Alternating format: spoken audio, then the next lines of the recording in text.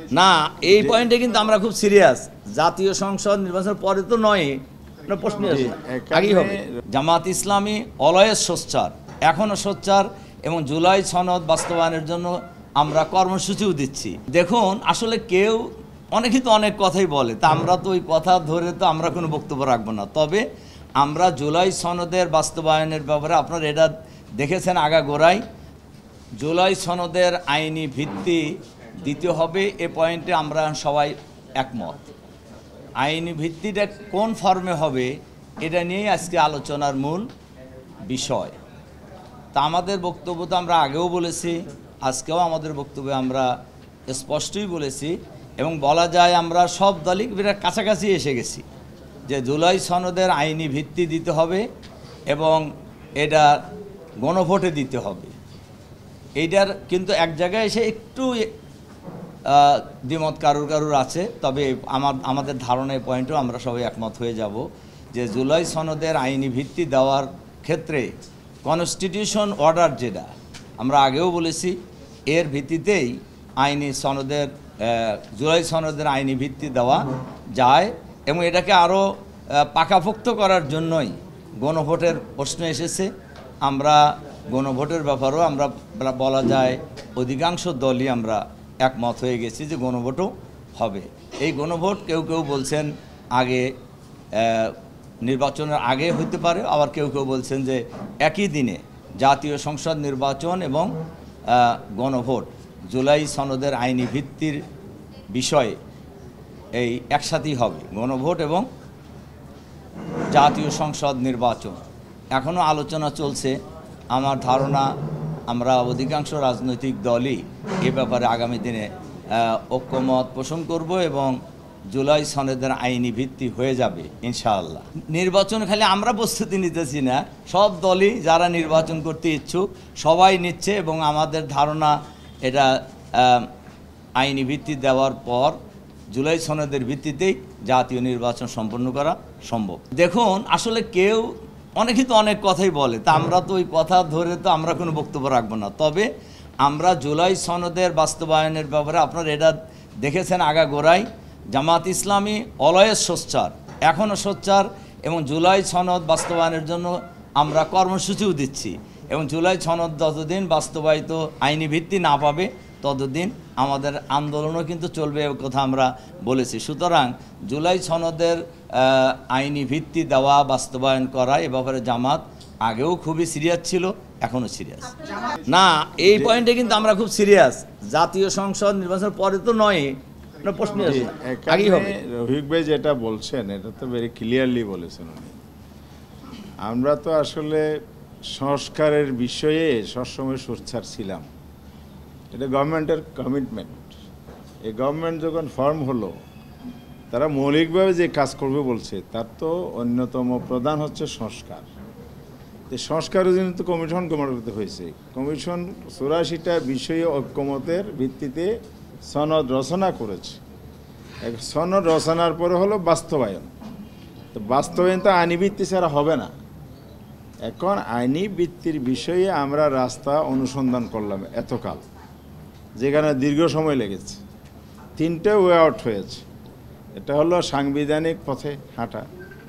দেখা গেল এখানে অনেক জটিলতা, সংবিধানের একটা অনুচ্ছেদ আরেকটা অনুচ্ছেদ মিনিমাইজ করতে গিয়ে সেখানে কোনো ধরনের ঐক্যমত হয়নি, নোট অফ ডিসেন্ট আসছে। আবার সংবিধান অ্যামেন্ডমেন্টের জন্য যে পার্লামেন্ট লাগে সেটাও নাই। আবার অ্যামেন্ডমেন্টের জন্য অধ্যাদেশ অর্ডিন্যান্সও কভার করে না। তাহলে ওয়ে কি? এই জন্য বলা হয়েছে আমরা এখানে কনস্টিটিউশন অর্ডার, যেটা সিও বলা হচ্ছে, এটাই হলো ওয়ে, এটা পথ উন্মুক্ত করবে। তো সেটা যেহেতু কনস্টিটিউশনের মধ্যে এটা নাই, সেই পথে আগা যাচ্ছে না, তাহলে এটা আসতে হবে সমঝোতার ভিত্তিতে। ঐক্যমত্য কমিশন তো সমঝোতার একটা প্রক্রিয়ার জায়গা। তো সেই জায়গায় যেহেতু সমঝোতা, রাজনৈতিক সমঝোতা, পলিটিক্যাল ইস্যু, এখন পলিটিক্যাল সেটেলমেন্ট হইতে হবে, তাহলে এটা সহজ হবে। থার্ড ওয়ে আরেকটা ওয়ে আসছে যে 106 আদালতের অপিনিয়ন। তা আদালতের অপিনিয়ন নিয়ে তো সংবিধান অ্যামেন্ডমেন্ট হবে না, এটা আদালতের এখতিয়ারের মধ্যেই পড়ে না। আদালতের এখতিয়ার কি? সুপ্রিম কোর্ট কনস্টিটিউশনাল পয়েন্টে ব্যাখ্যা দিতে পারে, সংবিধান সমুন্নত রাখার ব্যাপারে তারা প্রতিশ্রুতিবদ্ধ, শপথবদ্ধ। তাহলে কনস্টিটিউশন অ্যামেন্ডমেন্টের ব্যাপারে কিন্তু সুপ্রিম কোর্ট কোনো রাইট নেই, সেটা পার্লামেন্ট না থাকলে অবর্তমানে জনগণের কাছে যেতে হবে রাজনৈতিক সমঝোতা, ন্যাশনাল কনসেনসাসের ভিত্তিতে। যে ন্যাশনাল কনসেনসাসের ভিত্তিতে এই সরকার গঠিত হয়েছে। তাহলে আমরা আজকে যে জিনিসটাতে এসে পৌঁছেছি, এটা গুড অ্যাচিভমেন্ট, এ যাবৎকালের সবচেয়ে বড় অ্যাচিভমেন্ট। অর্থাৎ এটার একটা সমাপ্তির দিকে যাচ্ছে, যেটার দিকে দেশ এবং জাতি তাকিয়ে আছে। সেই কারণে আমরা আমাদের অবস্থান, যদিও আগে সংবিধান আদেশ ছিল আমরা বলেছি হ্যাঁ, জাতির স্বার্থে দলীয় অবস্থানকে আমরা একটু মডিফাই করেছি, করে আমরা গণভোটের ব্যাপারে একমত হয়েছি। এবং এটাও আমরা বলেছি, এই গণভোটের রেজাল্ট যদি আমাদের বিপক্ষও যায়, আমরা এখানেও ছাড় দেব। জাতির রায়, জনগণের রায়কে আমরা মেনে নেব। আমার পক্ষে বিপক্ষে এটা বড় কথা নয়, আমার জনগণ কি চায়, জনগণের অভিপ্রায়ের সরকার, জনমতটাই, জনগণের রায়টা হলো সর্বোচ্চ আইন। আপনি কনস্টিটিউশনাল অ্যামেন্ডমেন্ট হয়ে কিন্তু পার্লামেন্টেই পুরোপুরি কার্যকর করতে পারে না। প্রেসিডেন্ট হয়ে কিন্তু আবার গণভোট জারি, মৌলিক ক্ষেত্রে, এটা হলো কাঠামোর ক্ষেত্রে, বেসিক স্ট্রাকচার কিন্তু গণভোটে যেতে হয়। তো এই জন্য আমরা বলেছি যে আইনি ভিত্তি রচনার জন্য যদি গণভোটে যায়, তাহলে এটা হবে সবচেয়ে পাওয়ারফুল একটা আইনি ভিত্তি। সেটা কখনো চ্যালেঞ্জ হতে গেলেও টিকবে না, এবং পার্লামেন্টও এটাকে অ্যাভয়েড করতে পারবে না, যেমনটি 91-এ পারে নাই। 90-এর যেহেতু রূপরেখা সবার কনসেনসাসের ভিত্তিতে হয়েছে, পার্লামেন্টের জন্য একটা ম্যান্ডেটরি হয়ে গেছিল, পার্লামেন্টে মেনেছে। আবার এটা রেফারেন্ডাম হয়েছে। এখন আমি আসতেছি লাস্ট কনক্লুশনটা, আপনাদের কোয়েশ্চেনের জায়গায় আমি আসতেছি। এখন এটাকে আগে হবে না পরে হবে? তা আমরা বলেছি যে আগে না পরে এই আলোচনা হওয়ার সুযোগ আছে। অন প্রিন্সিপাল আগে আমরা একমত হই। এখন আজকের অগ্রগতি এটাই, অন প্রিন্সিপাল সবাই গণভোটের পক্ষে মত দিয়েছে। এখন এক্সিকিউশনটা গণভোট কীভাবে হবে? তো গণভোট তো আয়োজন করবে নির্বাচন কমিশন, কারণ নির্বাচন কমিশন তো কোনো ইলেকশনে অ্যারেঞ্জমেন্ট হতে পারে না। তো নির্বাচন কমিশন নিজে করতে পারে না, গভর্নমেন্টকে একটা ইনস্ট্রাকশন দিতে হয়। ঐক্যমত্য কমিশনের এই প্রস্তাব গভর্নমেন্ট যদি ইনস্ট্রাকশন আকারে দেয়, সেই ক্ষেত্রে ইলেকশন কমিশন গণভোটের আয়োজন করবে। কীভাবে হবে, কোন সময় হবে, টাইমলাইনটা কী হবে, পদ্ধতিটা বলে দিলাম। গভর্নমেন্ট ইলেকশন কমিশন বলবে, ইলেকশন কমিশন এটা আয়োজন করবে। এখন ইলেকশন কমিশন কখন করবে?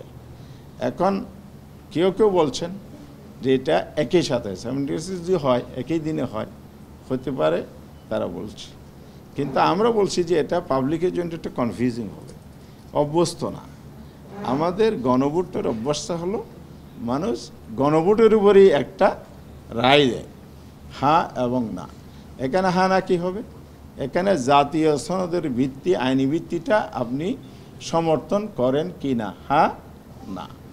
এটা ইলেকশন কমিশনকে যে দায়িত্ব সরকার দেয়, আমরা মনে করি এটা জাতীয় নির্বাচনকে কোনো ধরনের ডিস্টার্ব করা ছাড়াই ওনারা নভেম্বরের এন্ডে অথবা ডিসেম্বরের মধ্যে এটা আয়োজন করতে পারেন, জাতীয় নির্বাচন তফসিলের আগে করতে পারবে।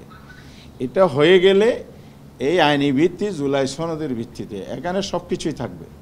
নেক্সট পার্লামেন্ট কতটুকু কী করবে, এবং আগামী ইলেকশন কোন প্রক্রিয়া হবে, এই সনদ বাস্তবায়ন প্রক্রিয়া কী হবে, ওই সমর্থন করেন কি না, হ্যাঁ না, ভোটের মধ্যে চার্টারের মধ্যে যদি ডিটেলস বর্ণনাটা থাকে, এবং সেটা যদি হয়ে যায়, তাহলে ফেব্রুয়ারিতে নির্বাচন হতে কোনো ধরনের বাধা নাই।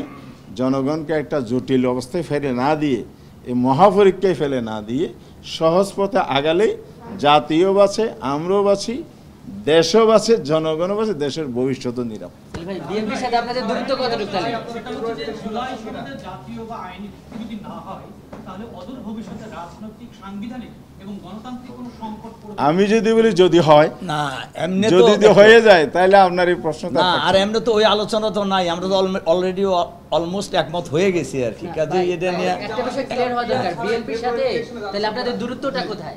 দূরত্ব নাই, দূরত্ব নাই, দূরত্ব হলো আজকের আলোচনার কোনো দূরত্ব নাই, দূরত্ব নাই। যতটুকু ছোট আছে এটা আমরা কনস্টিটিউশন অর্ডার বাস্তবায়নের জায়গা থেকে সরে আসছেন, এটা বলবো আমরা। আলোচনা তো চলমান, আচ্ছা ভাই, এটা একটু প্রশ্ন, সেটা হলো Clear করলে ভালো হবে। গতকাল আমরা দেখেছি বিএনপি